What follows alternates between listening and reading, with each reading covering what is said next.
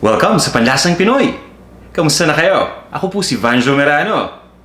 At ngayong araw na to'y magluluto tayo ng binignit.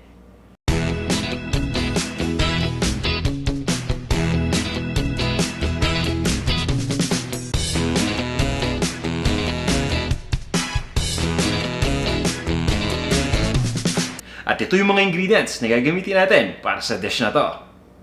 Kamote o yung sweet potato. Ito naman yung purple yam na kilala natin sa tawag na ube. Gagamit din tayo dito ng saging na saba, ng muscovado sugar. Kung walang muscovado sugar, pwede kayong gumamit dito ng asukal na pula o yung tinatawag natin na brown sugar. Ng coconut milk or gata. Ito naman yung hinog na langka, yung gabi, yung tapioca pearl o yung sago. Ito yung gagawin nating alternative ingredient sa landang. At ito naman guys yung ating glutinous rice flour. Bukod sa mga ingredients na to, gagamit din tayo ng tubig.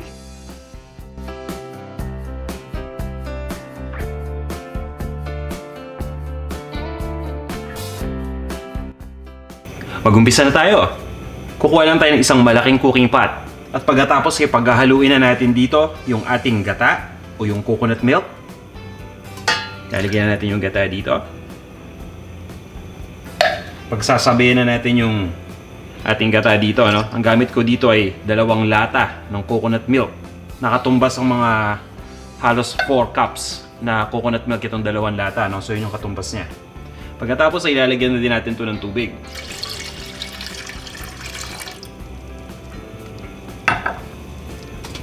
At ngayon, hahaluin ko lang to. At papabayaan lang natin itong kumulo.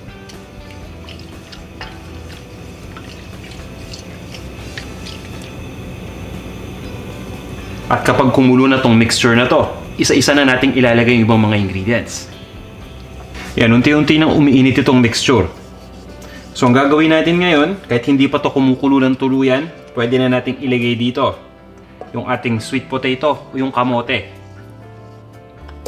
Tatanggalin natin dito yan, dahan-dahan lang. At pagkatapos, ihalo na din natin dito yung ube. Ito yung ating ube o yung purple yam. Pagsasabay-sabay na natin lahat ng mga ingredients dito, ano, yung karamihan. Ito naman yung saging na saba. Yung langka. Yan yung hinog na langka. Pwede rin kayong gumamit ng delata na hinog na langka. Lalong-lalo na dun sa mga walang access sa hinog na langka na sariwa. So hindi delata nag-work din. Ito naman guys yung ating gabi. Pagkatapos hahaluin lang natin ito.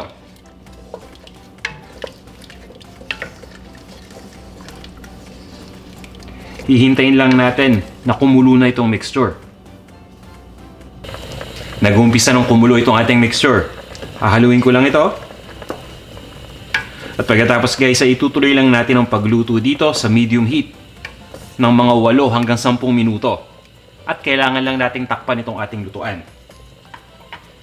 At makara nating maluto to ng mga 8 hanggang 10 minuto, mapapansin niyo maya-maya unti-unti na itong lalapot.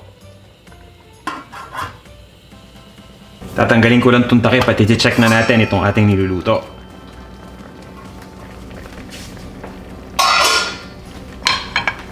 Okay, so haluin lang natin ito.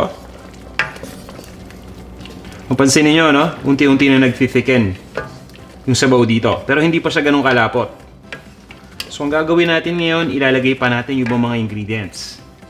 At habang pinapakuluan natin ito kanina, unti-unti na ding nalipat yung lasa dito. Lalong-lalo na yung lasa ng langka pati ng saging na saba.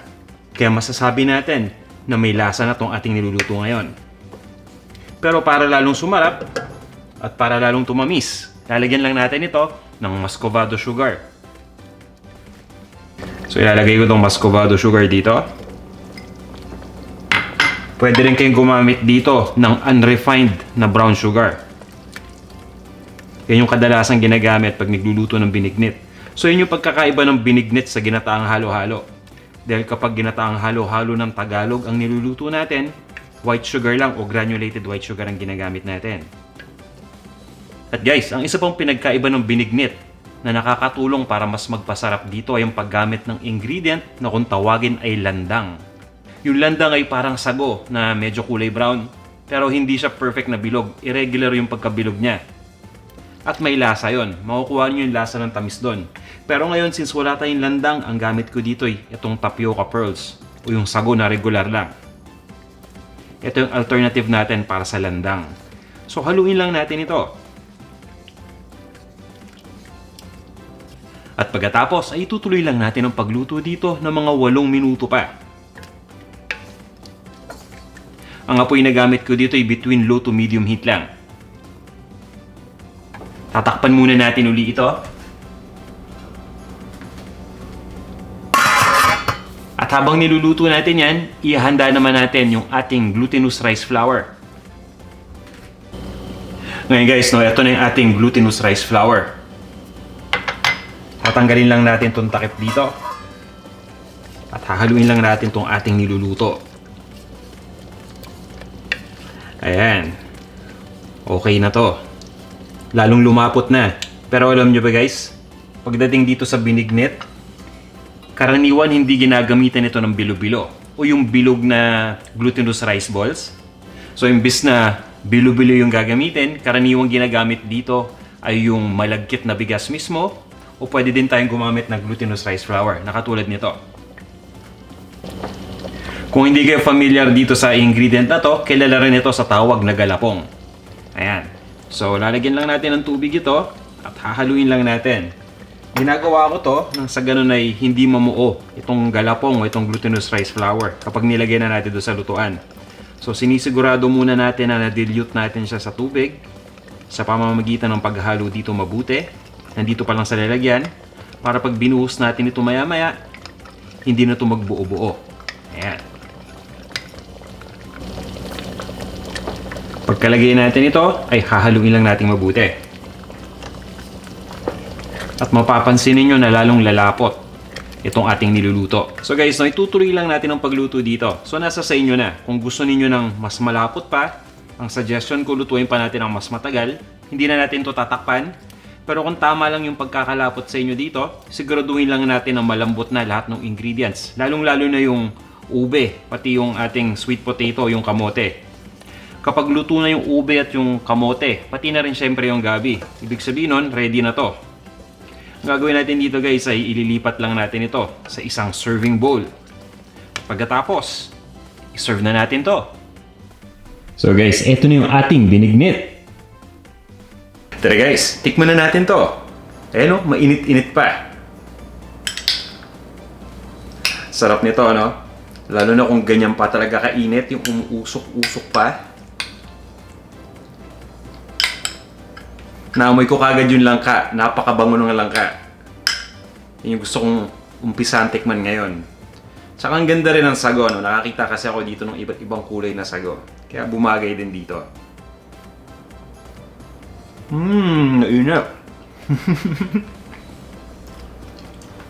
Mainit pa, pero okay lang.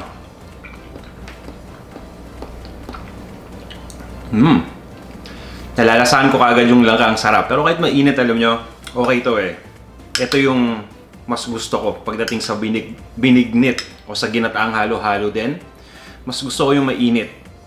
Pero depende din siguro sa mood, no? Pag merienda gusto ko mainit. Minsan, inaalmusal ko to. Mas gusto ko naman kapag almusal yung malamig.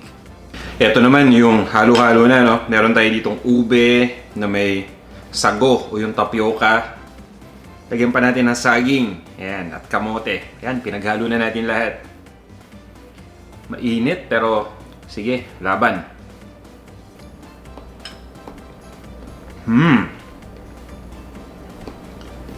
Talagang comfort food to para sa akin. Mas gusto ko na sama-sama mong kakainin lahat. Yung lahat ng nilagay nating ingredient kasi yung lasa, no? Nagiging isa at ang sarap. Naghahalo yung lasa ng saging ng langka. Tapos yung texture ngayon ng ube, pati na rin ng kamote. Di ba, nandun na rin. So talagang overall, panalong-panalo. Kaya guys, sana subukan nyo tong recipe na to. At iimbitahan ko rin sana kayo kung hindi pa kayo nagsasubscribe na mag-subscribe kayo dito sa ating Panlasang Pinoy YouTube channel. At sana, kung nagustuhan nyo tong video na to, huwag nyo kalimutan i-thumbs up. Okay guys, magkita-kita tayo sa ating susunod na video. Hanggang sa muli!